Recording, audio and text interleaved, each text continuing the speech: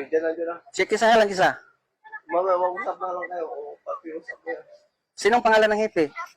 Oh, nandito na. Oh, nandito na.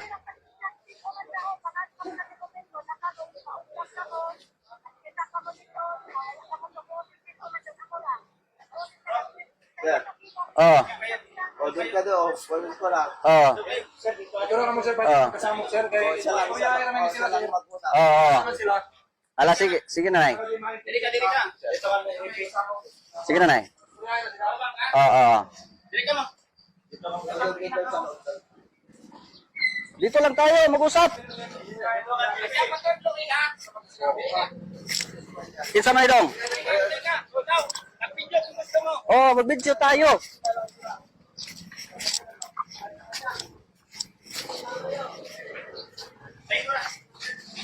Hmm. Good morning. Tanggalan ka no, tanggalan armas mo diyan. Adili pwede, sign of justice to. Tanggalan mo ha, kasi wala kang armas. Hindi nga, pwede. Ay, video tayo. Hindi pwede. Hindi ka ha, isa ka pa. Hindi pwede. Ikot. Mag-usap tayo ng mabuti. Ako, si Dato Adlaw. Pamati anay. O, sige. Nganong nagbutang ka ng mga tarpaulin doon? On what ground? Paminaw. Ni amo sa ancestralan. O, dili batas nga to ha. Respeto ang atong kailangan. Ni atas ancestralan, gi-inform sila na mo-comply sila sa legality under management sa Federal Tribal Government of the Philippines para sa ilang negosyo o maingon man sa atong palupa, pwede sila mo padayon. Tulo ka inform, gihatag sa ila, wa man nila i-receive. Wa man nila respeto, gikatawan man ta. Ako yan, iyop mo. O, Para dadi- kita wait for Di, mag-istorya. di man pwede. Kami ni Dato. Oh. Kami ni Dato. Iyop mo. Hmm. Para magkasnabot kami ni Dato ba? Hindi. Ato ilive na to para kuan legal. O para legal. Ha, sinabi ko na Para sa legal. Kinahon ka ka ng data privacy ah. Para legal, sige na. Kinahon ka. O yan. Pag comply na sila ng free trial, pwede na sila mo negosyo. Pag comply na sila ng Dato. lan okay ba tapusin muna ako. Pag comply ng kuan LOC, so pwede na sila mo sa ancestralan. Kaya ni ama sa ancestralan me. Right, pulo naman sa ancestralan. Sundon tambatas, inconsistent to Republic Act 371, April Law of 1997, Divine Customary Law, since time immemorial, nandito sa management sa Federal Tribal Government of the Philippines. Yan lang. Batas ang sinusunod namin para sa kalinaw, kaangayan, panaghiusa. Dato, tag-warningan kita ha. Opo. Oh. Utang ina Dato. Di wag mo kong marahin, hindi ako, Dato, ako. wala pang Republic of the Pamati. Philippines. Pamati anay ha. Kami mga dato ng decision makers sa ancestralan. Pamati ha. Kano sa kami dili nagrespeto sa balaod niya. Ganun ang imo na balaod sa bang imo matuman. Tapos naman ang 50 years. Tanong ko, Oo.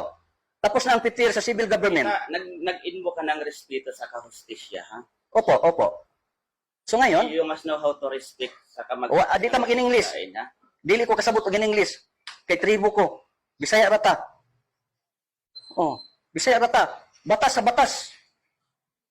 Inconsistent to Republic Act 371 April of 1997 na supersede na repealed. Ang tanang batas sa civil government will only assist, protect, promote Di ka mo undan. the right of indigenous cultural communities. Ha? Mao? Rights na mo. Sige. O rights na mo. Magkaso kayo kung magkaso kayo. Yan lang. Kung sa legality, sundin natin. Dahil nandito kayo sa ancestralan, dapat mag-comply kayo ng free prayo sa rightful owners sa ancestralan na mag-operate kamo sa ancestralan. Kaya na-supersede, na-repeat ang batas sa civil government. Para sa kaangayan natong tanan. Pareho na ka Pilipino. Respeto lang ang among gipangayo para sa kaangayan. Hindi ka lagi nagre-respeto sa katungod ng ibang tao. Kung gusto mo mag-file ka sa korte, mo ang gusto mo. Di mo kanina, nag-istorya Kaya ka. anong namadla ka na wala kang court order.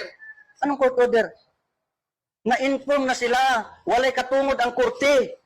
Executive, legislative, judiciary branches of government will only assist, protect, promote the rights of indigenous cultural communities, indigenous peoples. Pastor, dili dato di ta mag-English or you are nag-binded ka sa kanato. Sundin lang natin ang batas.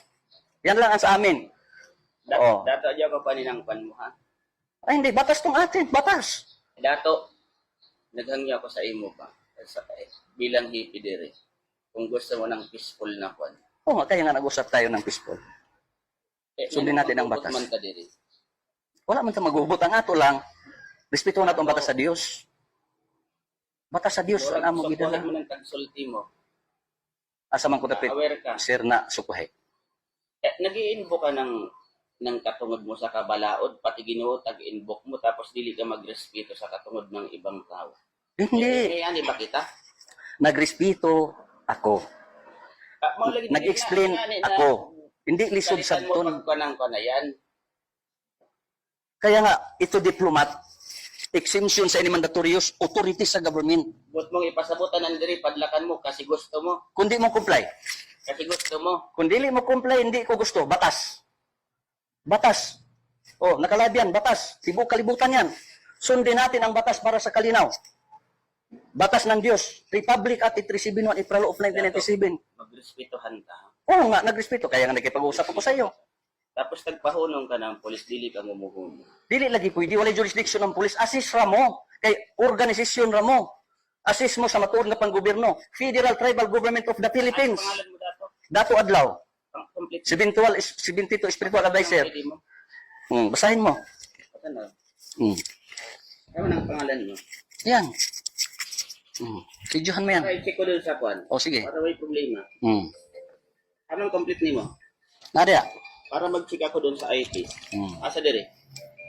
Hmm. Pinsa man lagi na, aman lagi ginagit.